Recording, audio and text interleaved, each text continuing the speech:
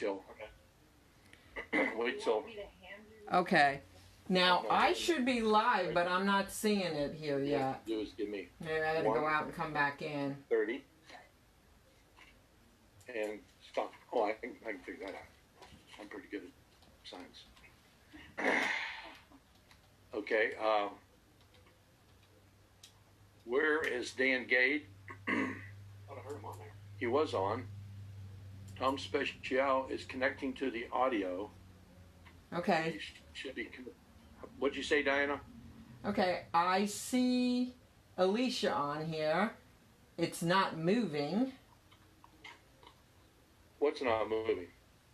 No, it's like she's frozen on the Tea Party page screen with a circle and an arrow on her face. No, she's not frozen. She's just motionless. She's motionless. She's motionless. While we wait for Tom Speciale and Daniel Gade to get on. Well, we're waiting on you. Waiting on me for what? It's not 7 o'clock yet, is it? No, but we want to make sure that at 7 o'clock you are live and you're on the Tea Party Facebook. Right. Okay, I'm looking at the Tea Party Facebook page right now. And like I said, it says Virginia Beach Tea Party is live now. So when people get on there, what do they have to hit the arrow?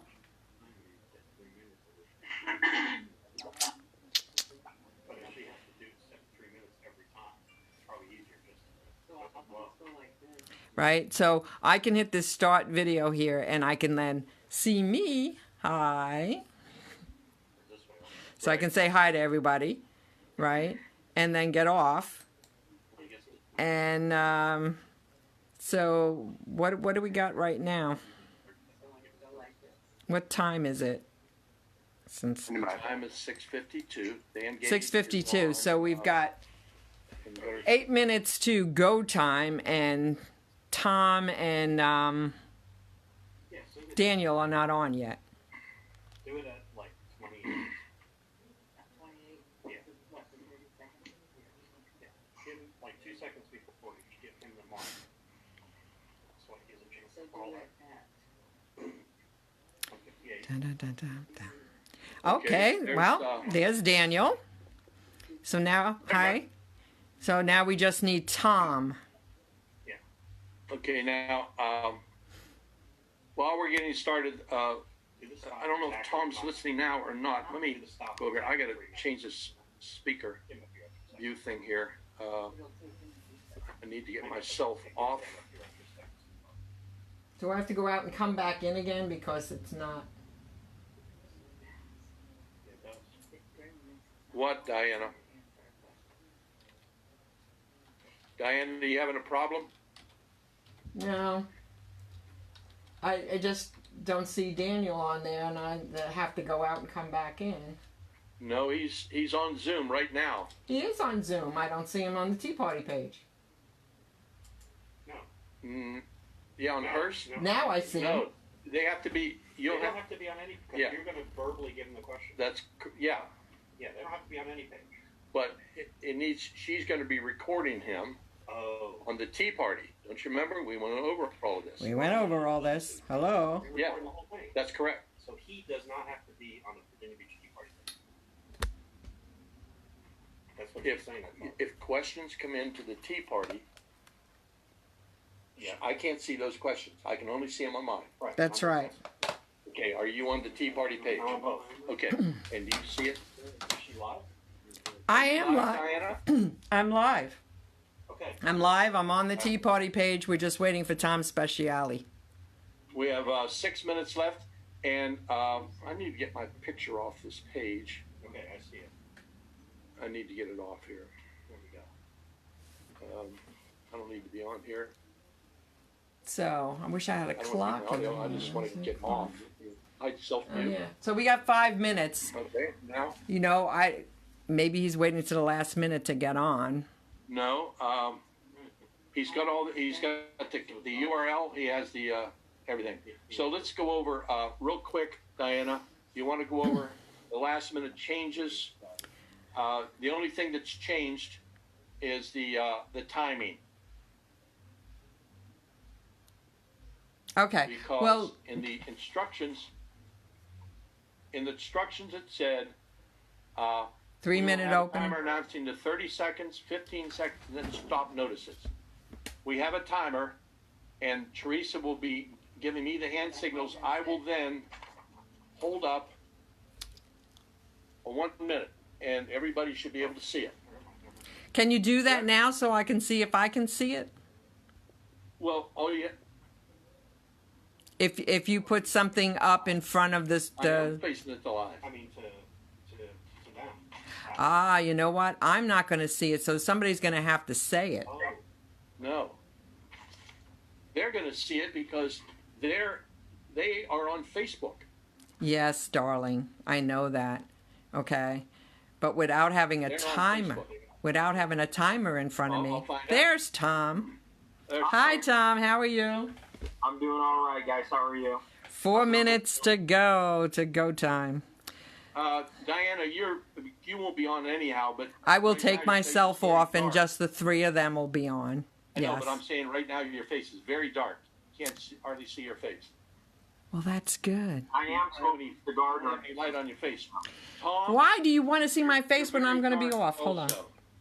What's that? I'm sorry, Robert. You're Whoa. very, very dark. Can you see me? Can you see me now? As soon as the sun So goes move down the light a little bit, behind Diane, so it doesn't look like you're in a lineup. Oh God, There you go. That'll be. I mean, no, that's bad right there. that's bad. Wow. Oh, okay, just don't worry about it. as soon Tom, as the sun goes- you're almost as dark as the vest that you're in. as soon as the sun goes down behind me, it'll brighten up again. You think? Well, Well, oh, yeah, but we're going to be starting here in 3 minutes. I've got another light. I'll go grab it. okay. Okay, hey, listen, if that's what you Is want. that better? Can you see me better? Yeah, that's fine. Oh, that's a backlight. You don't want a backlight. Here's the only last minute changes that have been done. Now, let me figure out here about, is Oh, man. everybody on the laptop? Yes. No, I'm not talking to you. The candidates. Yes. All the candidates on the laptop. Are all the Yes. does every candidate have a phone with them that's on Facebook?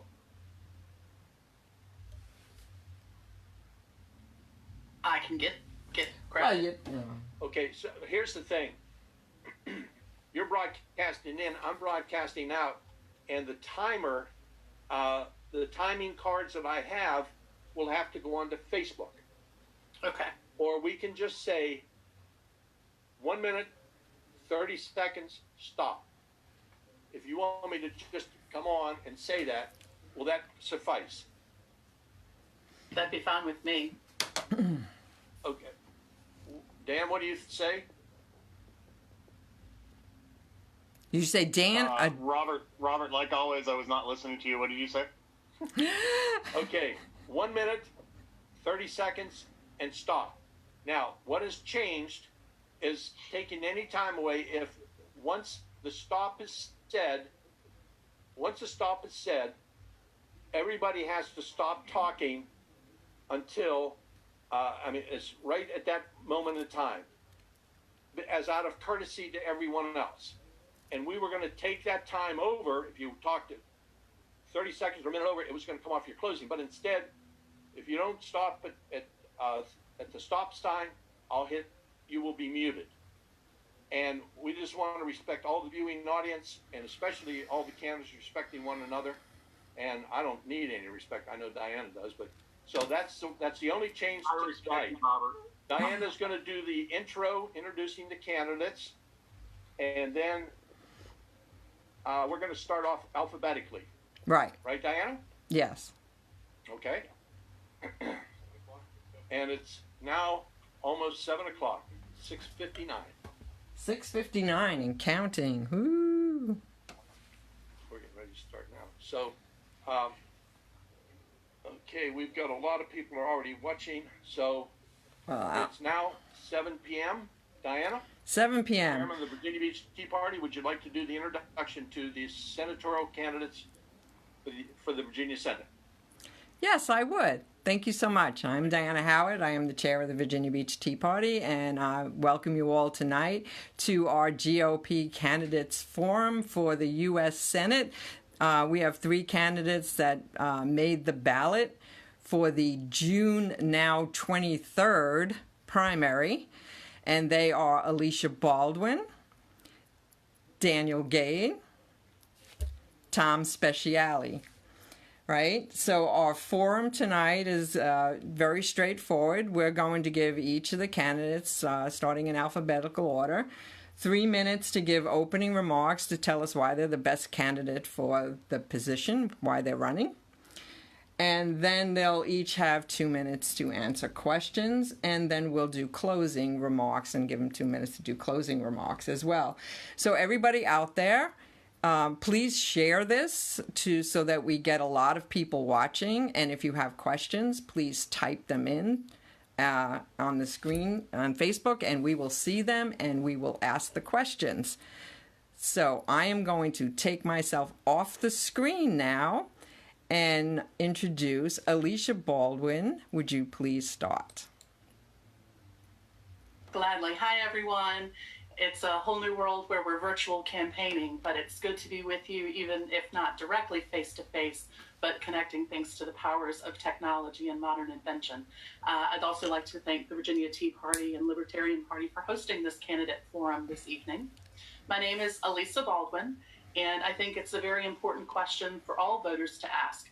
Who is this person? Why are they running? And why are they the best Republican candidate that we can put up against Mark Warner?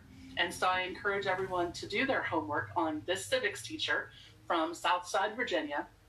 I am Alicia Baldwin, a native Virginian of 41 years.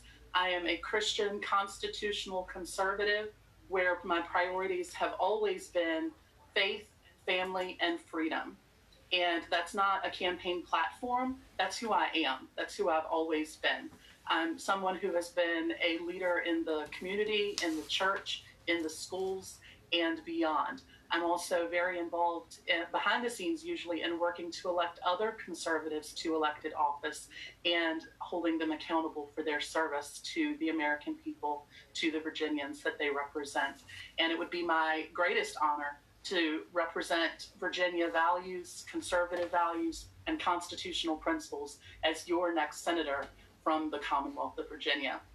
And certainly I'm everything that Mark Warner is not. For starters, I am honest. I am who I say that I am. I will do what I say that I will do. And if I say I won't, then I'm not going to. For too long, we've had politics as usual, and it's time to dare to do something different. And only in America can a civics teacher from rural Virginia step up to be the voice of we the people, and that's Alicia Baldwin. I encourage you to do your homework and find out more on our campaign website, aliciabaldwin.com, as well as our social media presence to make sure that you make an informed choice on the June 23rd primary. Thank you. Daniel? Robert and Diana and everybody who's watching, thank you for joining us this evening for this important Facebook Live candidate forum. It's awesome. I've been a servant of the United States Constitution since I was 17 years old. And during my time in Iraq, I was 2 of my soldiers were killed in action, 2 soldiers who were under my command. One was my roommate, a guy named Tyler Brown, who's buried right here at Arlington National Cemetery. Another one was a soldier named Dennis Miller, who was a loader on my tank, and he was killed in a firefight in November 2004. Both of them were great Americans. Later, I was maimed myself by a roadside bomb. You can read about that on my website, but I was maimed by a roadside bomb, and I gave all of my blood and nearly my life for our country. And I'll tell you something true. I was never, ever scared in combat, not ever. But I'm scared and I'm worried now. I see our freedoms slipping away and being hauled off to Washington, D.C., and then doled out to us little by politicians who see themselves as our masters and not as our servants. I'm running for the same reason I fought for this great country, to protect our freedoms from being taken away from us. And I'm the only candidate in this race with the depth and breadth of experience to be able to defend our shared values well. If you go to my website, gade4virginia.com, you'll see I've got 4 principles, and they're very easy. Limited government, strong national defense, free market systems, and individual liberty. And I'm committed to those principles, and I can fight for them like I did when I served in the Bush administration as a political appointee, and then later when I served in the Trump administration after I retired from the Army as a political appointee. So I know Washington. I've been around Washington just a little bit, enough to know that it's a swamp, and enough to go in there and grab the consummate swamp creature, Mark Warner, out by his scaly tail and drag him out of the swamp and bring him into his well-earned retirement. So I'm proud to be in this fight. I'm happy to be here, and I'm excited about taking your questions tonight. Awesome. Tom? Hello, everybody. Yeah, and thank you guys for hosting this. This is really a critical election. You know, we hear that every year. I'm Tom Speciale. You can find out a lot about me on my website, thomasspeciale.com. You can also find my autobiography, my book of Scars and Skeletons, called Faith, Family, and Fortitude on Amazon. I give the proceeds away to charity. So I'm just a regular guy. I didn't go to any fancy schools. I didn't go to, I don't have any fancy suits. You know, you're probably wondering why I'm sitting back here on my back deck smoking a cigar and running for the U.S. Senate, because I'm exactly who I say I am. In every way, shape, or form, I'm exactly who I say I am. And you can find that out in either of those two places. I'm a 28-year Army veteran, and for the last 10 years, I've been defending this country in the intelligence community. I'm a recognized counterterrorism expert and a national security expert. That's what I've been doing for the last 10 years. I wasn't sitting in a classroom. I've been on the front line in the intelligence community, warning our leaders about the failures in Iraq, about the birth of ISIS, about the growth of Iran. So the bottom line is, I guess this is going to come down to what makes us different. I think everybody here, Elisa and Daniel, you know, we all have a lot of the same values and the same principles, okay? But this is not a race between us. This is not about any of us. This is about beating Mark Warner.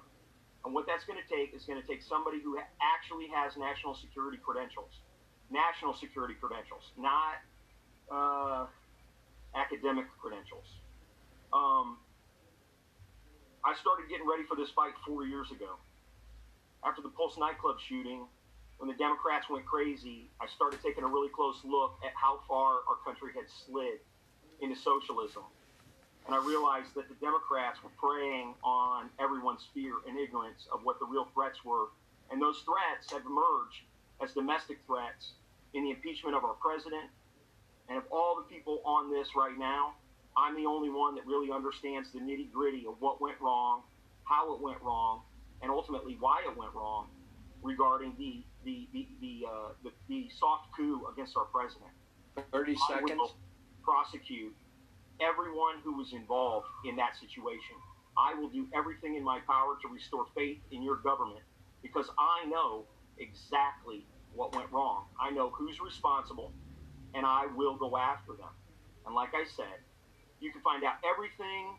You're not going to find out everything you need to know about us in this 1 hour interview. So go read my book, go check out my website, and I've got hours of video about my feelings about protecting this country. And I've been doing it since 1987. And Stop. I will continue Okay. to do. All right. So now we're going to... What? And let me interrupt real quick, because there are so many people on the internet right now because of the virus. We're running a 19-second delay, and that's when there's nothing we can do about it. It's just so many people are overloading all the servers. So by the time it comes through Zoom and then to Facebook, it is, as I said, running 19 seconds. So, and some of the folks, I noticed that, Tom, you were buffering a little bit. I'm not sure about your internet connection out there, but everybody just be patient with this, and thank you. Okay. So the next question, we will start with Daniel. Okay. So the question is on national debt. This is a big thing for the Tea Party, because the national debt is what is it now, 25 trillion with the latest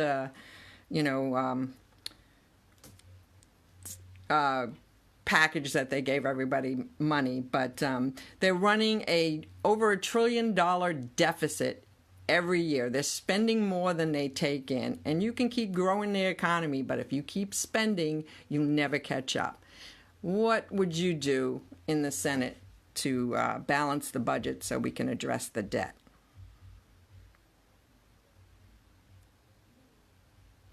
The first thing I need to do is unmute my thing. But the second thing we need to do is we need to return fiscal discipline to Washington. And we've seen politicians like Mark Warner promise year after year. He promised when he was going to get elected that he would be the deficit hawk. We've seen that from politicians again and again. But when they lie to you, which they do, you got to watch their finger, not their words, their voting finger, not their words. But when they lie to you, they prove that they need external discipline. And that's why I've been somebody who proposed a balanced budget amendment to the Constitution. Now there are people who say that's a bad idea. Those people are wrong, because we need the discipline that an external amendment to the Constitution will provide. The second thing we need to do is we need to take a hard look at the kinds of spending that we're doing, and we need to get government back inside its limited government box. Because there's tons of things, there's lots of things that the federal government is trying to do that the federal government is not suited to do, and more importantly, is not constitutionally authorized to do under something like the 10th Amendment that says the powers not given to the federal government are reserved to the people, respectively, or to the states. So what we really need to do is we need to get government back inside of its box, and then we need external discipline imposed on the members of Congress to get them back into fiscal sanity. And listen, there's going to be some hard choices. There's going to be some adult-level choices that are going to have to be made here. And Republican oxes are going to get gored just as Democrat oxes are. So it's not, you can't do this by fraud, waste, and abuse. If anybody tells you that, they're a liar. You can't do this by cutting only social programs. Anybody who tells you that is a liar. We're going to have to look much deeper at cutting a lot of things that maybe some of us hold near and dear. The last thing I'll say is the one way that we can definitely work on the other side of the equation on this is we need to continue to grow our economy. Now, I know that everybody's scared right now, but our economy is fundamentally strong. We're going to come out of this virus just fine. We're going to grow rapidly, and rapid growth, like we've seen under President Trump, is the kind of thing that's going to help us grow out of this, as well as doing some fiscal discipline on the backside. So there's a couple things we can do, but it's going to take a real leader, and it's going to take somebody who understands the policy, who understands the issues, who understands the spending, and I'm that candidate. Okay, Tom, you will be next. Hey, that's a whole lot of word salad. I promise that I will always speak very plainly and mean exactly what I say. And what I say next is something that most people probably don't even know. 50% of our debt is held by the U.S. government and is held in our retirement programs. Okay, Social Security, mutual funds, all hold that debt. That was one of the first things I looked at when I started getting ready, is who holds our debt. Another 45% of our debt is held by our allies. So that means 95% of our debt we're paying interest to ourselves or to our allies. And what's the interesting part is that they, every year, they seem to reinvest that interest by loaning it back to us so that we can go further in debt using the interest we just paid them. Now, about 5% of that debt is held by China, which has probably got a stabilizing effect in the long run regarding keeping China at bay and not being an enemy. But what 1 minute. What wasn't said there is in a really polite way, without speaking very plainly, is that Daniel Gade recommends that we cut defense spending. I don't believe that that's the case. I don't believe we should cut defense spending, especially right now with the United States under pressure from China and Russia.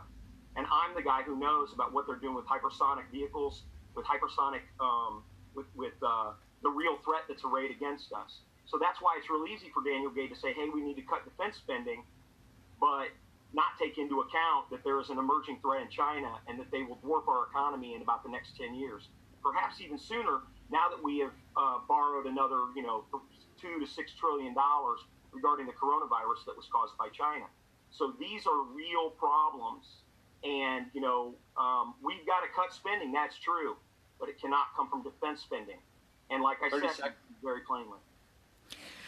Okay, one thing I should have mentioned is you mention another candidate, they have 30 seconds to rebut. So, Daniel, do you want to rebut anything he said when he called you out on cutting defense spending? Yeah, sure. That's an absurd charge.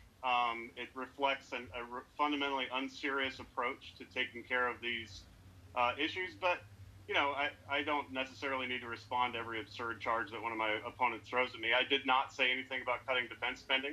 Now, we do need to downsize our attempts to influence the entire world. So, for example, I'm a proponent of ending our endless war in Afghanistan. It's gone on too long. It hasn't accomplished its purposes, and it's time to bring our troops home. And if that reduces defense spending, that's fine. But putting words in my mouth is not appropriate, Tom, and I thought you said you weren't a politician, but that's what politicians do. Okay, so if you want to rebut anything anybody says, raise your hand, because if you don't want to rebut, then that's okay. All right? So, Alicia, it's your turn. National debt. So I think it's important to ask the voters, how many of you have a budget for your household? Me too. And so as citizens, we all have our expenditures and our income, and we live within our means, or we accept the consequences for credit. And we cannot, as America, continue to kick the can down the road to children and grandchildren who will suffer economic collapse because of the spending that we continue to do. There are 6 purposes of government. They are actually laid out in the preamble to our Constitution, and those are the priorities that need to receive funding. Everything else is pet projects, pork spending, that the career politicians like to inflate the legislation with. We've absolutely got to have clean bills and avoid the pitfalls of looking out for special interest and the career politician kickbacks and payback programs that only serve to cause negative consequences to us as citizens, because ultimately we're paying the cost in our taxes. And those tax dollars should be used for the limited means set forth in our Constitution, and not promoting special interest and promoting and extending the deficit and increasing our debt load. I am one who has signed a balanced budget amendment proposal, much like Dan, and think that we have to make those hard cuts. And if there's anyone who knows about making tough choices, it's going to be someone who is a public school teacher in rural Virginia, living as a single individual household income. So I am someone who is certainly a fiscal conservative by virtue of my own reality. And I will take that into consideration and make sure that your dollars are looked after in DC. Thank you. Okay, the next question will start with Tom, and it's on immigration. Vic wants to know what you're going to do about working immigrants that get here legally and they've done the country well and want to protect them against those who don't act with honor and come to our country illegally. Illegal immigration is a really, really bad problem. In fact, of the 4 priorities that I identified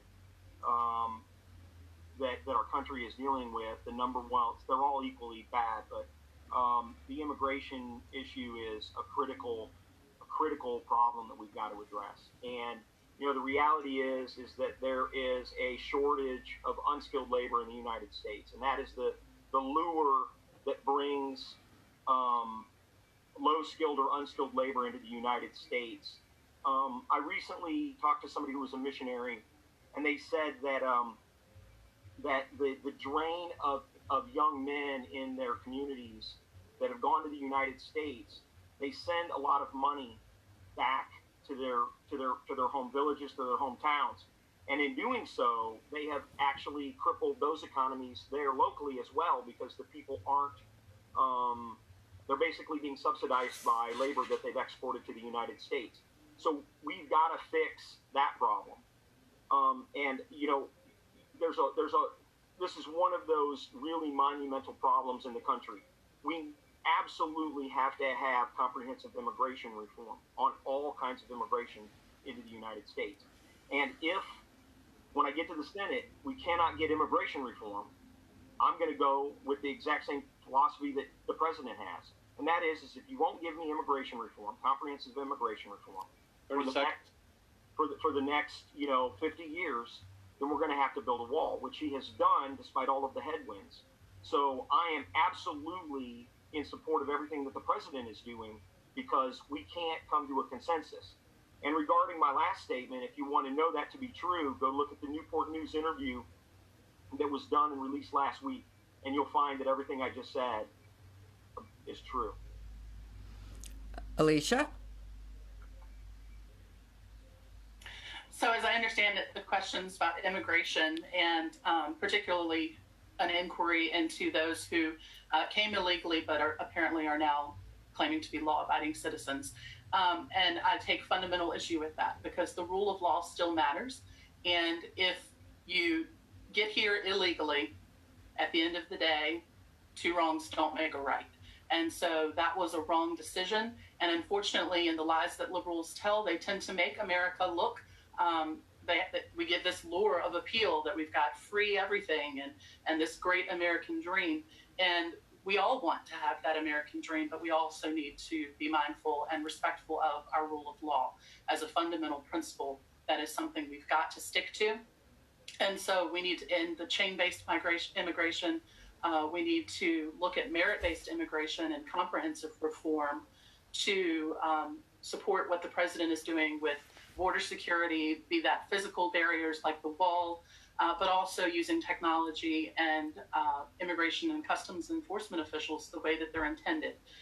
We should not have states and localities fighting back with those immigration enforcement efforts. And in fact, if they do, they should lose funding because it's not right that they are breaking the rule of law and then being turned loose. And then I think it's also unfair to say that we have 30 seconds. jobs that will go unfilled without these illegal workers because more visas actually downgrades the American worker with the money that they can make doing jobs and building up their skill set. And so I would not encourage the use of additional visas to further promote illegal immigration and those sorts of things.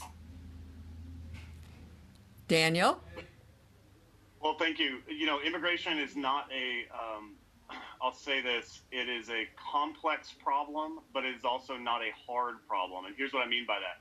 You can solve the immigration problem with a couple of key principles, and I've laid these out, our key action steps. But the key principle is this. Our immigration policy should serve the United States of America and her citizens. That's it. Our own interests should be served by our immigration policies. Now, under that key principle, there are 4 points that I always make about this. Number one, we need to secure the border. Now, the president talks about build the wall, and that's his slang for secure the border. In some places, it's a wall. In some places, it's other methods. But the bottom line is we need to know who's here, why they're here, and they need to have background checks. Okay, so we need to understand who's in America, and that means securing the border. Number two, we need a lot of high-skilled workers. We have industries that are starving for material scientists and aerospace engineers and coders and all kinds of high-skill immigration workforce folks. And those folks are welcome here. They can come. They can pay taxes. They can be productive citizens in short order. Number three, we need low-skill immigration. There was a story out of California just a couple of weeks ago where avocados were falling off the trees and rotting in the fields because they didn't have enough immigrants to pick those avocados. And listen, obviously, we don't want to do that with illegal immigration, but when we set the bar for legal immigration so high, people are going to go around it because remember, human behavior is dynamic. Laws are static, and so we need to have a way to allow our industries that need low-skilled workers to get those low-skilled workers in a relatively straightforward way. And as long as they have a visa, they're allowed to work here. As long as they have a background check, and as long as they're paying taxes, they're welcome to come work in our industries. And the last thing is this. If you serve an honorable term of enlistment in the United States military, you should get citizenship, full citizenship, the day that you get your honorable discharge paperwork, because these stories of former Marines getting sent back to Mexico or whatever because they were afoul of some immigration law, that's absurd, and they need citizenship. Because if you're good enough to carry a rifle for America, by golly, you're good enough to be a citizen of this great country. Stop. Awesome. Okay, so the next question we'll start with Alicia. And Karen wants to know, do you support term limits for Congress? Hi, Karen. Or Thank you for that question. And for the Supreme Court. Okay. And so absolutely I support term limits for Congress and have signed a pledge to support legislation to that end, and also stay in tune with the Convention of States effort to introduce a statewide convention effort and have that with the Article 5 Convention of the States as an amendment to our Constitution. And I think that might become necessary because, unfortunately, power begets power, and the career politicians of the DC swamp have no interest in giving up their power, and that is unfortunate for the American people. Our founding fathers intended it to be an act of service above self, that you go, you do all the good that you can in your term, or 2 terms, which is what I would recommend, and then in that 12-year period as senator, or 12-year period, so multiple recurring terms in the House of Representatives, you've built a network and you've trained up the next generation of leaders, and then you go back into your community and resume the work that you were doing prior to public service. And so absolutely term limits. I don't think that we want to impose such limits on the Supreme Court, because then we run into an even bigger problem of legislating from the bench. And so we need to support purists on the bench at the Supreme Court level, those who would interpret the Constitution in the strictest manner possible, and then they can serve for life and good behavior as it stands now. But I really appreciate that question, Karen. Thank you. Daniel? Yes, absolutely. I support term limits. I've proposed that you're not allowed to serve more than 6 terms in the House of Representatives and 2 terms in the Senate. That's 12 years each. I think that gives us the right balance between legislators who know what they're doing and people just sort of finding the ropes in DC. So that's sort of part 1.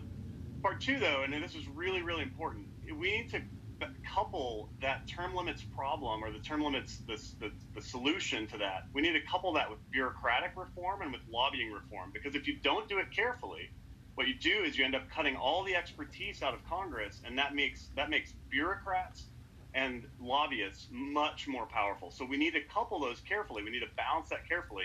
So we can't just have this simplistic, oh yeah, term limits. But by the way, this is funny. Mark Warner himself was for term limits when he first ran in 2008. He told somebody that I know, he told somebody to his face, he said, look, if I'm not president in 12 years, by 2020, I don't belong in government. And Mark, if you're watching or people are watching, we agree. All 3 of us agree. You do not belong in government. So get the heck out. That's it. And then on the Supreme Court, absolutely not. Term limits are a terrible idea for the Supreme Court, provided that the president only nominates and we only confirm justices who believe, as Gorsuch does, as Kavanaugh does, as Scalia did, that the Constitution is a contract between past generations and future generations. It's not some, legislate from the bench kind of situation. So as long as they're doing the right thing, we don't need term limits. But otherwise, I'd be open to the idea if we keep getting the black robe tyrants dominating us from the bench. Tom? Yeah, I think this is one of those instances where there's just not a whole lot of light between us. I'm totally on board with term limits. In fact, I've got a self-imposed term limit. I won't serve more than 2. I think that the thing you have to hear, though, is the excuse that that we wouldn't be able to maintain that independence if we can't do all this other stuff, okay, like bureaucratic reform and lobbying and all this other stuff. To me, that's the excuse for somebody to stay longer than a term limit, and that's what we have to be leery of right now in this primary. It's the people that are going to have doorways out of what they say they're going to do. I don't have any of those. 12 years period in the Senate. I think we absolutely have to have term limits. Regarding the Supreme Court, I totally agree should be life. However, I am a little concerned that we're not able to remove people who are not perhaps physically able to serve on the bench. And I think that we've got to look at that rationale of serving for life when it's become a political a political choice to continue to serve on the bench instead of what's in the best interest of the country. To put somebody that's like fully engaged on the Supreme Court, we're running into that problem right now. So 30 seconds. absolutely in support of term limits, you know, and I'll hit on something that Lisa mentioned as well to some degree. The intent was never that these people would be career politicians. I'm definitely not a career politician. I haven't associated with career politicians. I don't have a relationship with career politicians, and I'm not going to have any excuses when it comes time for me to step down from the Senate after 12 years to stay. Okay, so the next round of questions, we'll start with Daniel. Mark is concerned about the shutting down of the economy and wants to protest against, the governor and the actions that he has taken. We're to June 10th. What do you think about what they're doing with shutting down our economy over the coronavirus? Do you agree? Well, you know, if you scratch a politician and then they start to take away your rights, what you've discovered is you've discovered a tyrant under the politician's skin, and it seems like what we've done here as we do this sort of smart, social distancing and all that, what we've discovered is we have a whole bunch of tyrants out there in political positions. And I'm committed to liberty. I'm committed to individual liberty. And in this case, individual liberty is also coupled with the idea that, doggone it, stay home and stop, making people sick around you, right? I think that's really important. But when you see the timing of some of this stuff, you saw the timing of the Ralph Northam delay order until June 10th, the day after what had previously been scheduled as the primary date. There are no coincidences in politics. So if you look at that and you see that and you start to wonder, I think you're right to wonder. Now, in Michigan today, there was a huge protest, and a whole bunch of folks went around and drove their cars around the state capitol and honked their horns and all that to stand up for their right to leave their homes. And I'm very sympathetic to that approach.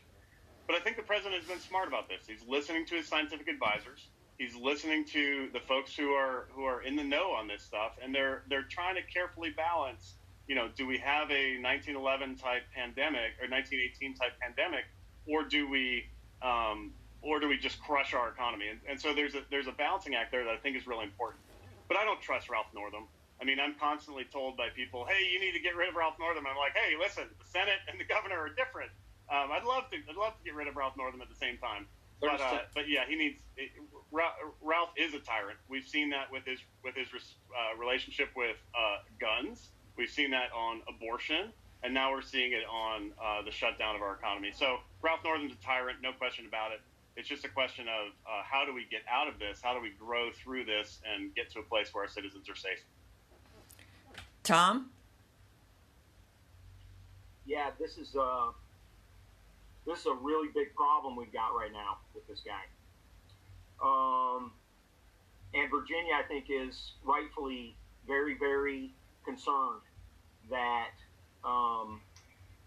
we've got this tyrant up there in the governor's office.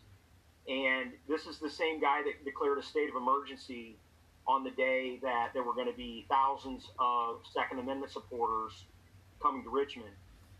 A completely contrived state of emergency. If you want to know what my real feelings about the COVID-19 issue and the government response, I just did a Facebook Live town hall on this yesterday. The bottom line on this is that the fatality rate of COVID-19 right now, without the denominator, the actual number of people who were infected, is proving out to be a very, very low fatality rate, and only those people that would normally be vulnerable to any really virulent flu would also have, suffered some medical problems. So I think, and I've said this from the very beginning, I'm not a medical professional, but I think that there was an overreaction on the part of the entire government. I do think that there were some contingency plans pulled off the shelf by Department of Homeland Security and presented to the president, and I think he rightfully abided by those contingency plans. But we didn't have a roadmap back to normal, and that's what I've been asking for all along. And now you hear these political officials talking about how we're working, and the governor just said it today, we're working on a plan to get back to normal. Well, you would have thought that the governor would have had a plan back to normal when they looked at the contingency plans that were presented. The the governor of New York is already talking about turning the spigot on slowly the economy in New York. Alicia? So the question is about COVID and the Governor Northam's response, which of course I think all of us can agree is tyrannical. Quarantine keeps sick people at home, whereas tyranny keeps everybody at home. And I trust the people of this great Commonwealth to use their better judgment, to use good judgment. And I say that having volunteered as an EMT for almost a decade and knowing that we're never going to have a civilized society where we can guarantee personal safety for everyone 100% of the time. It's just impractical. It's an impossibility. And so we cannot let fear win. We have to be prudent. And with freedom comes responsibility. And so I think that the governor is wrong to continue delaying and the opening of these small businesses. And I know there's a rally being planned, a protest rally being planned for the 24th of April in the state capitol to demand that there be a plan unveiled to reopen Virginia. And I think that's critical because at this point, he can continue to push the deadline and use different data points that aren't necessarily being released to the public. And we should be questioning those, and we should be concerned about that, knowing that it always suits his agenda and political purpose and not actually what is being disguised as public safety concerns. And so, I certainly want us to be proactive in that planning, but I don't think it's an either or situation. It's not public safety or personal freedom.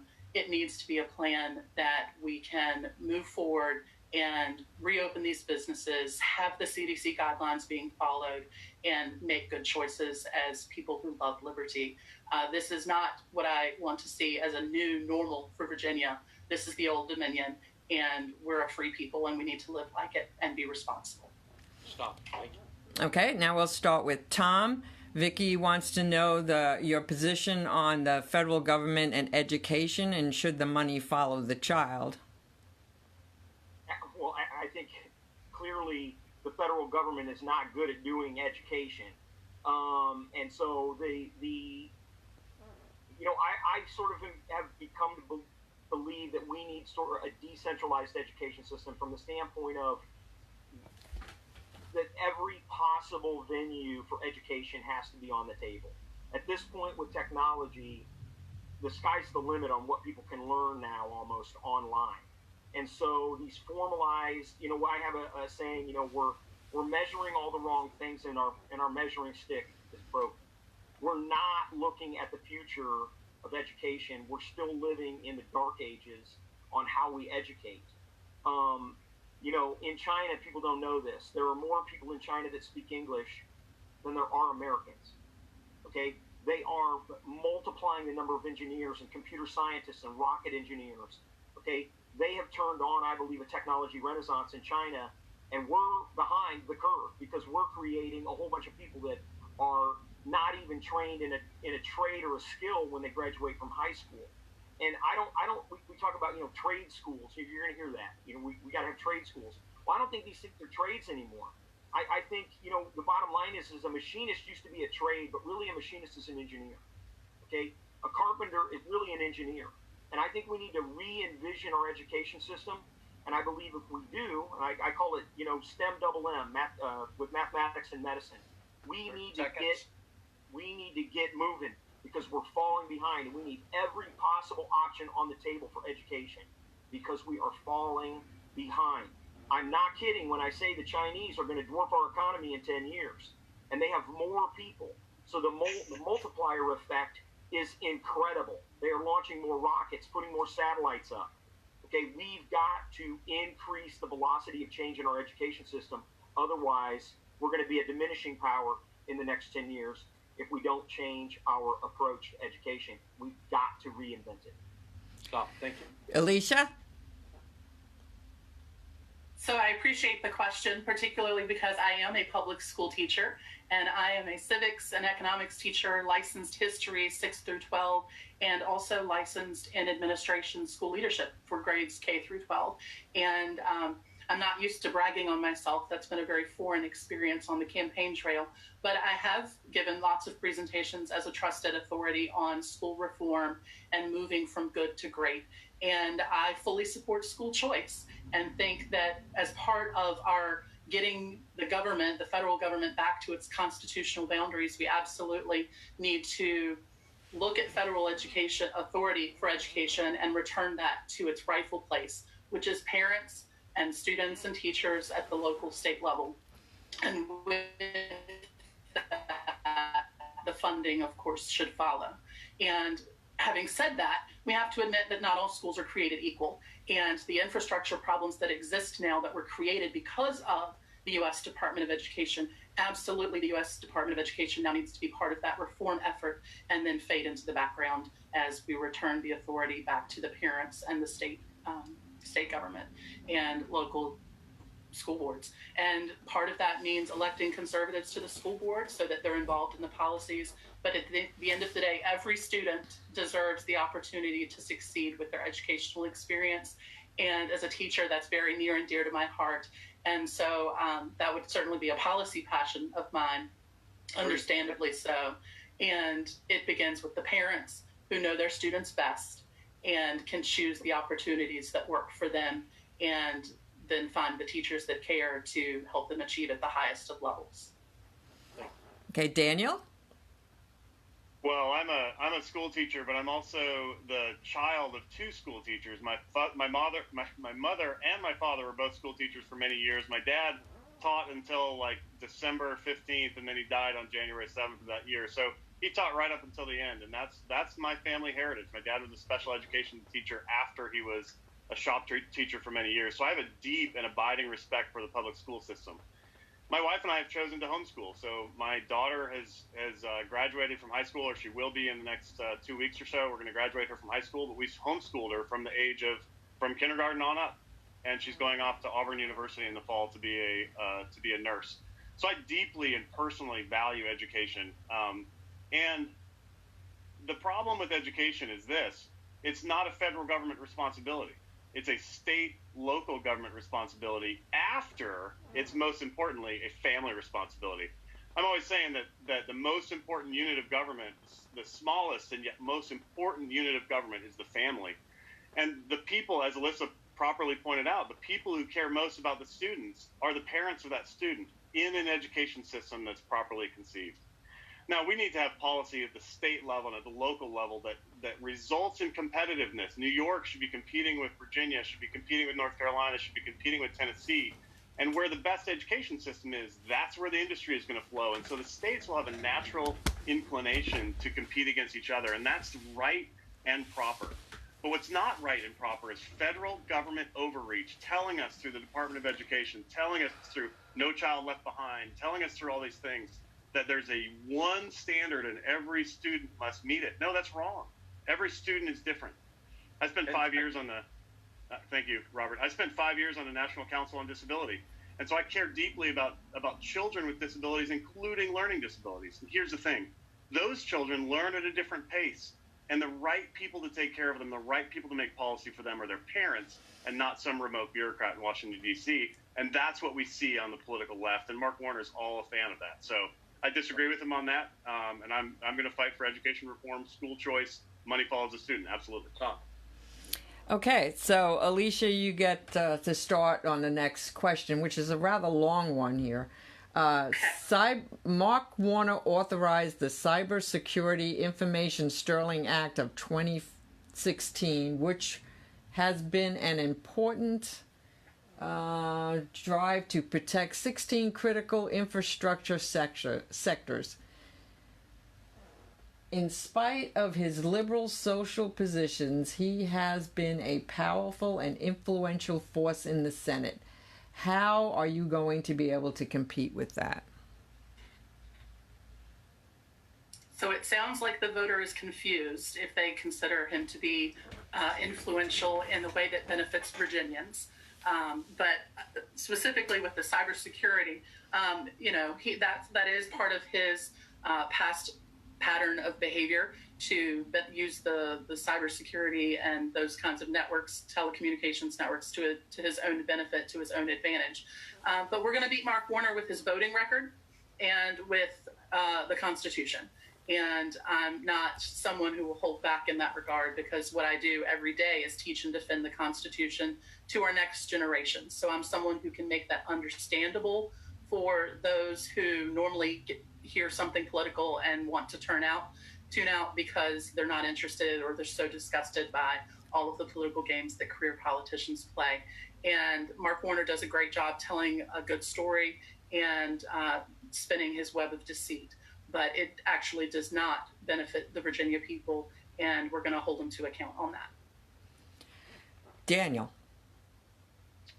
So I have a friend who works not far from me, lives in Old Town Alexandria, and he works for a cybersecurity firm.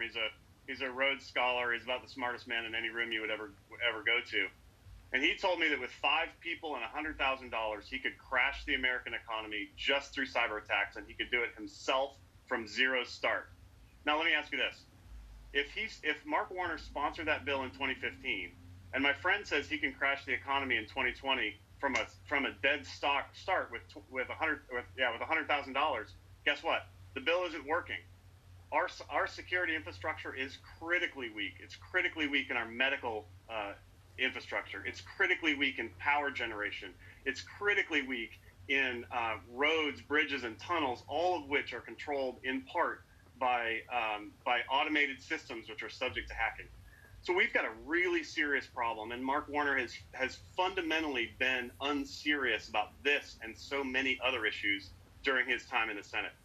In 2014, he said during a debate with Ed Gillespie, and this is a tiny bit different issue, but he said, I solved the veteran or the military housing issue myself, and so Ed, whatever. And here's the thing: the military housing issue isn't solved either. People are still living in moldy housing in Newport News and Quantico and Fort Lee. So here's the thing: just because Mark Warner says something, you don't believe it. And if you look at our security infrastructure, it's critically weak right now. But I want to take it one step further and say this: we desperately need reform on FISA warrants. We desperately need reform on when the government and who the government is allowed to target using cyber tools, and that's all part of this same package. So there's some really scary stuff going on in the world, and Mark Warner has done little or nothing to solve those problems, despite his rhetoric. And the question, I think the questioner is wrong. Actually, he has not been as stalwart on this issue. Stop. Thank you, Thomas. Well, as the only person right now on this that's actually read the cybersecurity strategy for the United States, I can tell you, and actually I have personal friends that actually work in cybersecurity directly at some of the highest level in the U.S. government, and I'm telling you that the United States has a absolutely robust cyber defense capability, something that most people aren't even aware of and probably never will be and never should be. Okay, so I highly doubt that someone can bring down the U.S. economy with, 4 guys and $100,000, okay, because that just isn't going to happen, all right? So trust me when I say that's never going to happen. Now, the real threat, the real vulnerability is whether or not we run into these problems with the influence operations that have been run against our country. And they use the cyber backbone, they use the social media, they use those kinds of things. And those need to be, here's the crux. And this is what makes me different from these other candidates. What we've got is a problem on whether or not those are acts of war or not. When somebody does an influence operation against the United States and uses social media to carry it out, that's something that is at a high levels being discussed as to whether or not those operations are acts of war or not. And that is the real policy that is very difficult to nail down. So I'll just propose to you one thing, something again that people need to understand. If a cyber attack is carried out in a third-party country against the United States, 30 seconds. do we go against? Is it authorizable to go to war with that third-party country if a cyber attack originated in another country, but may have been orchestrated by a first world power like China, Iran, or Russia? Those are the real issues that I'm prepared to answer and deal with. Okay, not this fanciful 4 guys and $100,000. Okay, the United States has a very robust cyber defense capability, and no country in the world can even come close to us. I promise you. Stop. Thank you. Okay, we'll begin the next question with Daniel. Affordable health care and mental health issues. How should the federal government be dealing with that, or should they? Well, yeah, again, let me make sure I'm on. Yeah, again, the free market system is one of promoting the free market system or empowering free market systems is one of the principles on my website, gateforvirginia.com. There are 3 others, but this one, it goes straight to the free market system.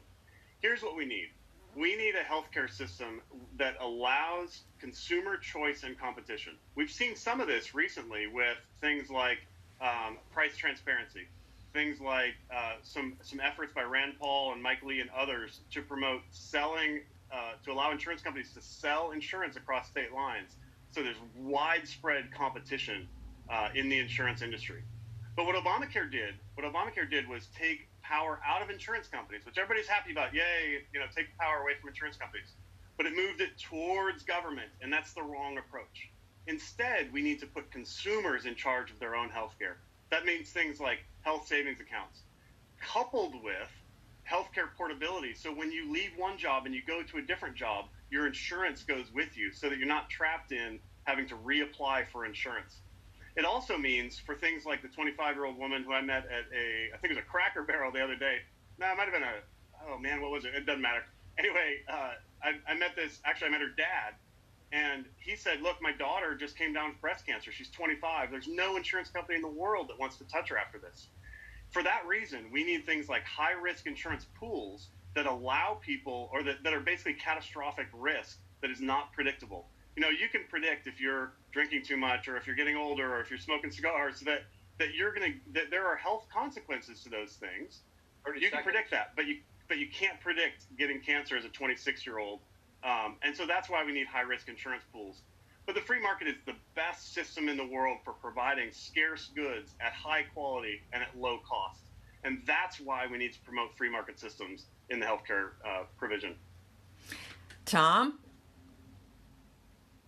I totally agree. We've got to have free market healthcare, and any state, any federal intervention in that distorts the market and ultimately causes inefficiencies and increases in price. These are basic economic facts. I think the bigger issue that you mentioned, I call my 4 priority issues: immigration, education, health, mental health, and criminal justice reform. I call these build-the-wall type problems. Okay, these are big monster problems that the country is facing. Mental health care in the United States has basically been eradicated. Right now, our mental health service is that the police show up, they take you to jail, and then they either put you back out on the street or they keep you in prison. Okay, it's a really, really tragic situation. Our entire mental health system has been decimated, and now we have a whole bunch of homeless people that are mentally ill. We also have 1.4 million attempted suicides every year. We have 40,000 successful suicides every year, many of which are veterans and law enforcement officers and first responders. We absolutely have to do something about it. And I think that what we need is what I call the HIV response. When HIV was plaguing the United States, the U.S. government invested $500 billion. And I've been thinking a lot about this since the coronavirus. $500 billion is what we spent to work on the HIV infection problem. And we need the same level of a response regarding mental health in this country, where we're going to develop the necessary skills in our first responders to deal with mental health problems on the spot and get them the care that they need. This is a massive undertaking, and but we just basically spent $2 to $6 trillion on the coronavirus.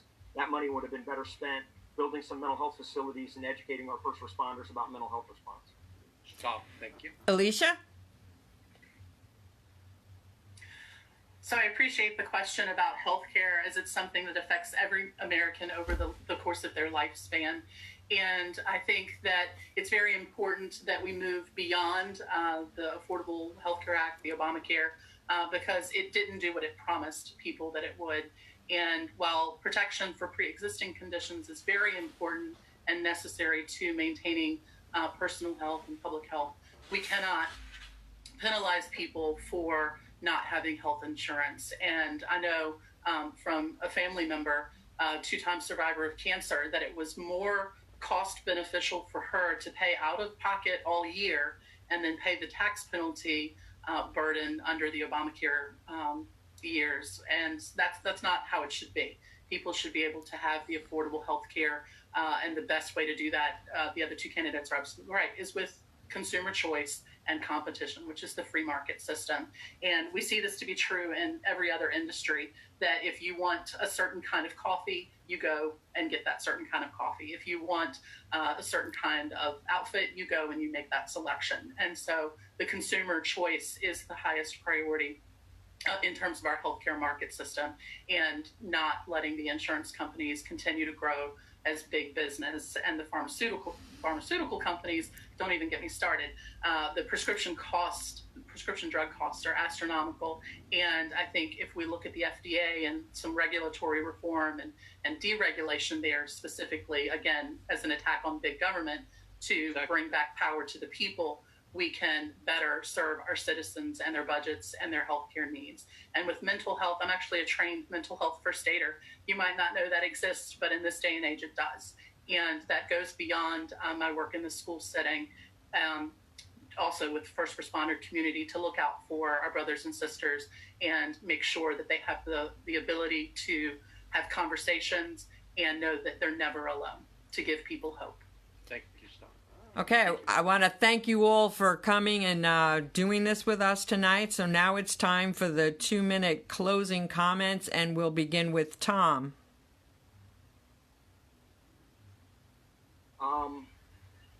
Thank you again for hosting this. It's really important that we have an informed electorate, and so I know we all appreciate you guys hosting this and pulling it off. You know, the reason I believe that there are 2 Virginia Democrat senators right now is because that too many conservative voters have seen very few differences between the candidates in the last couple of elections. And frankly, they just stayed home. So the Virginia GOP keeps putting up these, purebred rhinos to run in these races. And what Virginia really needs and what they want is a junkyard dog. And that's me. I'm the junkyard dog in this fight. And to me, Mark Warner knows how to beat the establishment candidate. He's already demonstrated that, and he will do it again.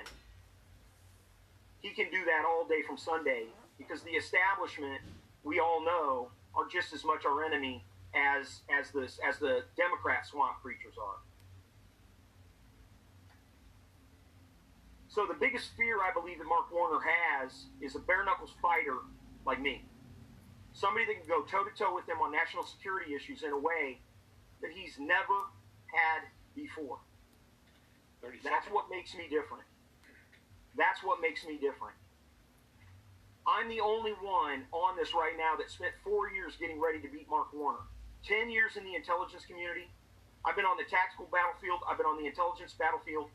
And with your support and your help, I will go to the political battlefield, and I will defend our Virginia values and our biblical values.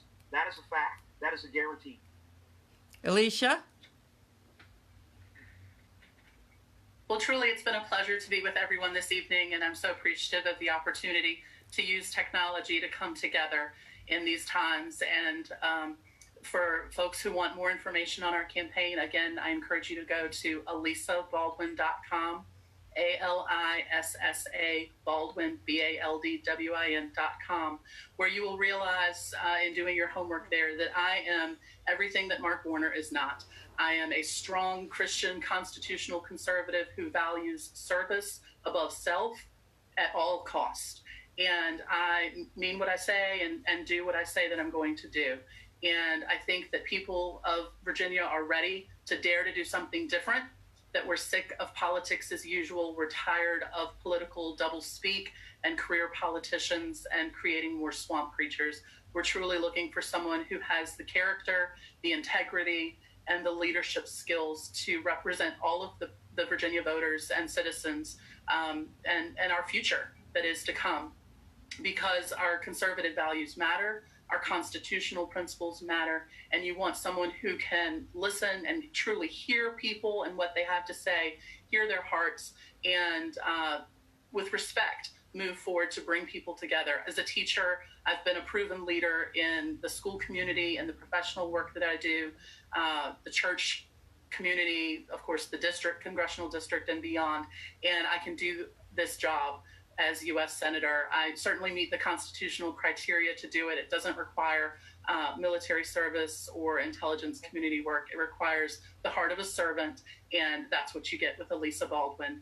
And I encourage voters to do their homework on this civics teacher and dream the American dream with me, because we deserve way better than Mark Warner. And thank you. Daniel. Well, thank you again, and thank you to my fellow candidates. This was a lot of fun, actually. I enjoyed it.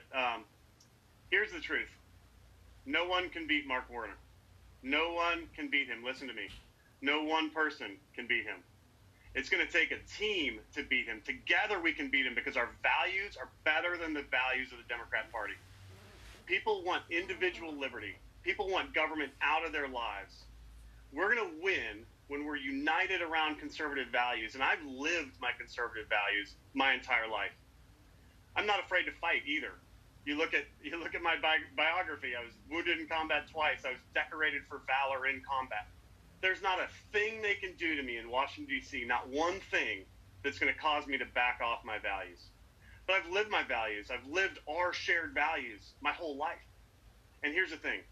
There are four fingers of the Republican Party. There's social conservatives and fiscal conservatives and national defense conservatives and libertarians. And my job in this race is to form those fingers into a fist and use that fist in this tough fight against Mark Warner. And I've already begun to do that. Now, you could say it's establishment to have endorsements, but I've got endorsements from E.W. Jackson, a very, very firebrand conservative preacher. And I've got endorsements from Jill Vogel, a moderate sitting state senator. And I've got endorsements from Dan Crenshaw, a well-known warfighter who's already taking the fight on Capitol Hill, taking the fight to the Democrats on Capitol Hill. I'm ready to join those folks. I'm ready for this fight. I'm excited for this fight. I'm well-trained, and I'm absolutely going to take this fight for our shared conservative values to Washington, D.C. I'm excited to win in November and to serve you as your next U.S. Senator. Thank you all. I know it was hard for you all to get your 10,000 signatures, especially under this circumstances, but congratulations on getting on the ballot. Congratulations to whoever wins, and hopefully whoever wins, you'll support each other in that. So, Robert, you have anything else to say? Yes, Diana's probably within the next 30 minutes, this whole interview, this forum will be uploaded to YouTube. It'll still remain on the Virginia Beach Tea Party Facebook page and my Facebook page, Robert K. Dean.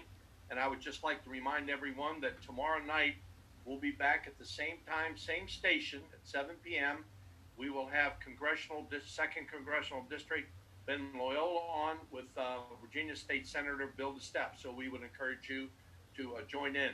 Now, some of you may not have gotten answers, so if you would like, we will, of course, all of the candidates will be able to see these on Facebook, so they can just answer you individually after this program's over. And Diana, thank you very much. Thank the Virginia Beach Tea Party, and of course the Tidewater Libertarian Party. And we thank you, everyone, for taking the time tonight and being great Americans. We need it. Patriotism is a burning beacon for the rest of this world, and we need folks like you keeping it alive. Thank you, Diana. Thank you all for being here, and hopefully we can do this again. Good luck on your campaigns. 23rd. Good night. Bye-bye.